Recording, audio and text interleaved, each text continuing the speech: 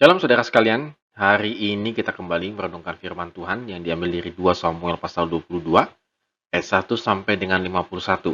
Saudara, saya berharap saudara membaca bagian ini semuanya walaupun sampai 51 ayat, karena saya tidak akan membacanya, dan saya menganggap saudara sudah membacanya sehingga kita bisa merenungkannya secara bersama-sama. Saudara, pernahkah kita merenungkan perjalanan hidup kita, sepanjang perjalanan hidup kita pada saat ini? Kalau mau jujur, kita sering menghadapi permasalahan ketimbang kebahagiaan. Pasti lebih banyak susahnya ya daripada bahagianya. Kalau kita mau hitung-hitung, sepertinya demikian. Namun harus kita akui bahwa di dalam kesulitan hidup dan ancaman bahaya apapun, ternyata Tuhan menolong kita. Walaupun kita sering masuk ke dalam lembah kegelapan, penderitaan, dan lain sebagainya, tetapi ternyata kita harus akui Tuhan itu yang selalu ada dan menolong kita. Tentu saja, sebab kalau tidak, kita tidak mungkin bertahan hidup sampai sekarang ini. Terkadang kita menjadi sombong bahwa kalau saya bisa bertahan hidup, itu karena kelincahan saya menghindari masalah atau kekuatan saya untuk menghindari masalah. Tetapi jujur, saudara, sebenarnya ini adalah anugerah Tuhan karena Tuhan memberikan kesempatan kepada kita untuk tetap hidup. Itu sebab oleh karena anugerahnya semata-mata. Daud juga demikian. Dalam Mazmur syukurnya ini ditulis pada masa tua Daud yang mencoba menghitung berkat-berkat Tuhan dan perlindungan Tuhan yang diberikan Tuhan kepadanya satu persatu. Jadi memang konteksnya masih seperti kemarin kita bahas, bahwa ini adalah konteksnya Daud sudah semakin tua dan dia kembali mengingat masa lalunya, perjalanan bersama dengan Tuhan.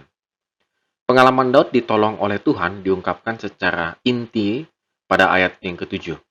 Dalam kesesakan aku berseru kepada Tuhan, ia mendengar suaraku dari baitnya. Ini adalah sebuah refleksi yang cukup dalam bagi Daud bahwa pertolongan Tuhan itu selalu ada dalam kehidupannya. Kemudian gambaran Allah sebagai gunung batu yang tak goyah, tempat perlindungan dari bahaya, termasuk alam maut. Jadi Daud luar biasanya dia menggambarkan kembali bagaimana Allah juga sebuah perlindungan dalam kehidupannya. Pertolongan Tuhan melalui alam semesta, ayat yang ke-8 sampai dengan yang ke-20. Allah mengendalikan alam ini untuk melindungi hambanya dari para musuh.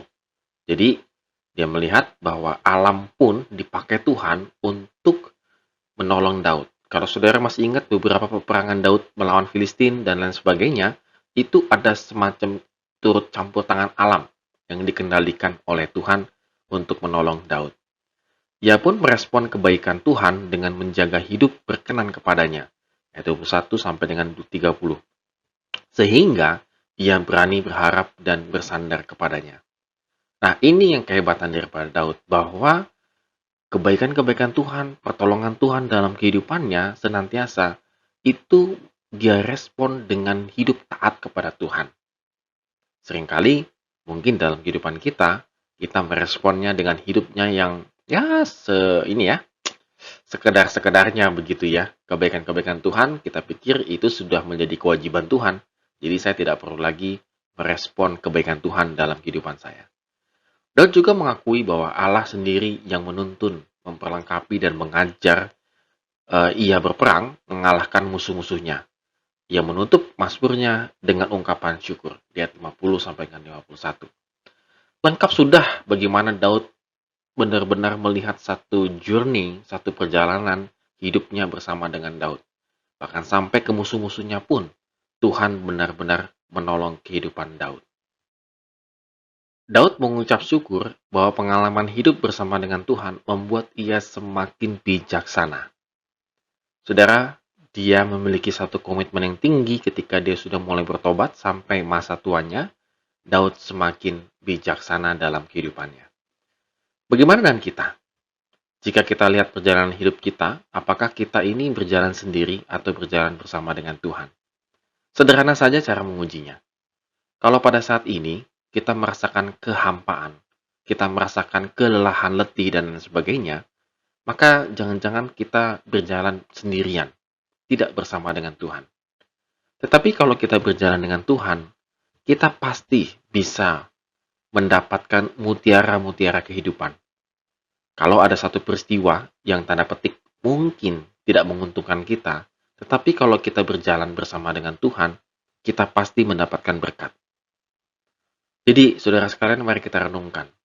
Mari kita hitung lagi kehidupan kita pada hari ini. Kalau pada saat ini kita lebih banyak merenungkan kerugian-kerugian, kemalangan-kemalangan, maka dipastikan Anda dan saya berjalan sendirian.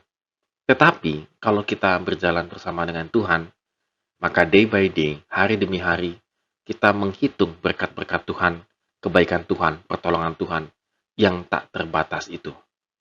Amin. Tuhan Yesus memberkati kita semua.